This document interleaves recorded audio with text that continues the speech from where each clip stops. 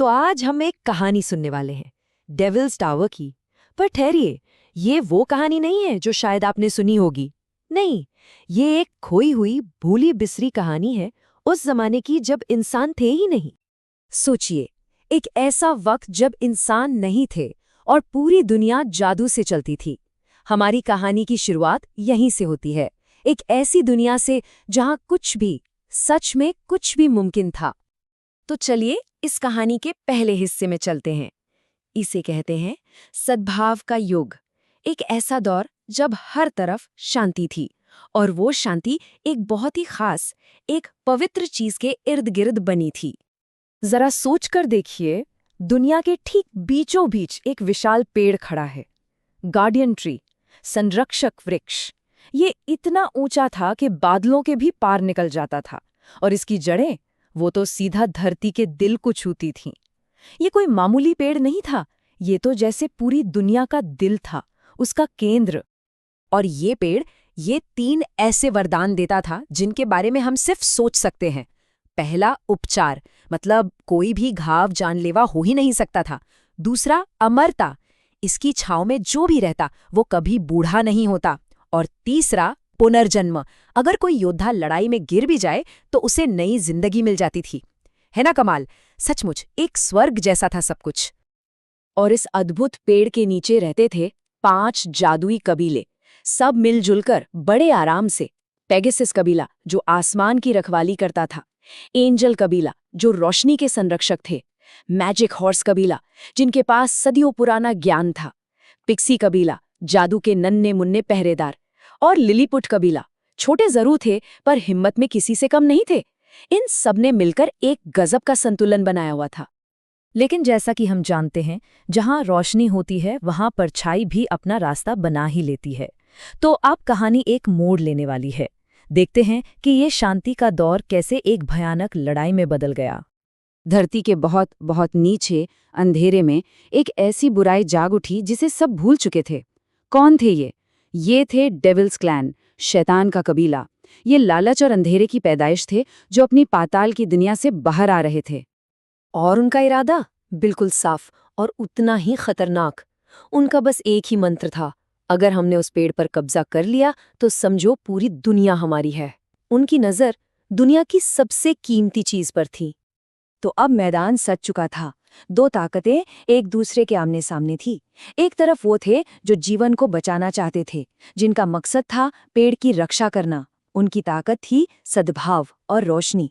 और दूसरी तरफ शैतान का कबीला जो पेड़ को जीतना चाहता था, जिनकी ताकत थी लालच और अंधेरा।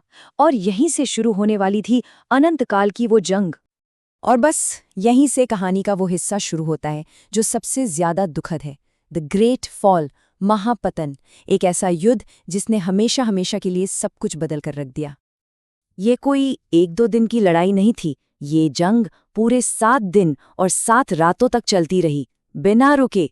जरा सोचिए उस तबाही के बारे में, उस विनाश के बारे में जो इतने लंबे समय तक चला होगा। लड़ाई के बीच शैतान के कबीले ने अपना सबसे खतरनाक हथियार इस्तेमाल किया, एक ऐसा श्राप जिसके इस्तेमाल की मनाही थी, एक ऐसा काला जादू जिसने सीधा उस महान पेड़ की आत्मा पर हमला कर दिया। और इसका असर दिखने लगा। धीरे धीरे पेड़ मुरझाने लगा, उसके खूबसूरत नीले पत्ते काले पड़ने लगे। और जैसे जैसे वो पेड़ कमजोर होता गया, एक एक करके सारे कबीले खत्म होने लगे। पेगासस आसमान से गिरने लगे, एंजल्स अपनी ही रोशनी में जलकर खाक हो गए, पिक्सीज धूल बनकर हवा में उड़ गए, मैजिक हॉर्सेस हवा में ही घुल गए, और बेचारे लिलीपुट्स अपनी आखिरी सांस तक लड़ते रहे। ये एक के बाद एक पूरी दुनिया का अंत था। और फिर वो हुआ जिसका किसी को डर था। एक ऐसी आवाज गूंजी मानो पूरी दुनिया ही टूट कर बिखर गई हो। वो विशाल महान पेड़ ढह गया, और जैसे ही वो गिरा उसका तना पत्थर का बन गया। अब चलिए कहानी को लाखों साल आगे ले चलते हैं। उस युद्ध के मैदान पर एक नई कहानी ने जन्म लिया। देखते हैं कि वो तबाह जगह आज दुनिया के लिए क्या मायने रखती है। लाखों साल गुजर गए, वक्त की मार पड़ती रही, हवा, बारिश, बर्फ, इन सब ने मिलकर उस पत्थर के तने को तराशा, उसे एक नया रूप दिया। और आज आज जो बचा है वो एक विशाल पत्थर का ठूंठ है जो चुपचाप आसमान की ओर देख रहा है। फिर आए इंसान। जब उन्होंने इस अजीब से पत्थर के पहाड़ को देखा तो उन्होंने इसे एक नाम दिया, डेविल्स टावर। विडंबना देखिए, उन्हें लगा कि इसे शैतानों ने बनाया है, जबकि सच तो कुछ और ही था। जो असली कहानी थी वो तो वक्त की धूल में कहीं खो गई थी। ये कोई शैतानी इमारत नहीं थी, बल्कि ये एक मरे हुए देवता का शरीर था, उस महान संरक्षक वृक्ष का आखिरी अवशेष। लेकिन कहानी यहाँ खत्म नहीं होती। एक अजीब सी बात कही जाती है। कहते हैं कि आज भी अगर कोई आधी रात को उस टावर पे अपना हाथ रखे तो उसे एक बहुत ही हल्की सी धड़कन महसूस हो सकती है। वो सो रहा है, वो इंतजार कर रहा है और उसे सब कुछ याद है। तो ये हमें एक बहुत बड़े सवाल के साथ छोड़ जाता है। जरा सोचिए, जब वो फिर से जागेगा तब क्या होगा?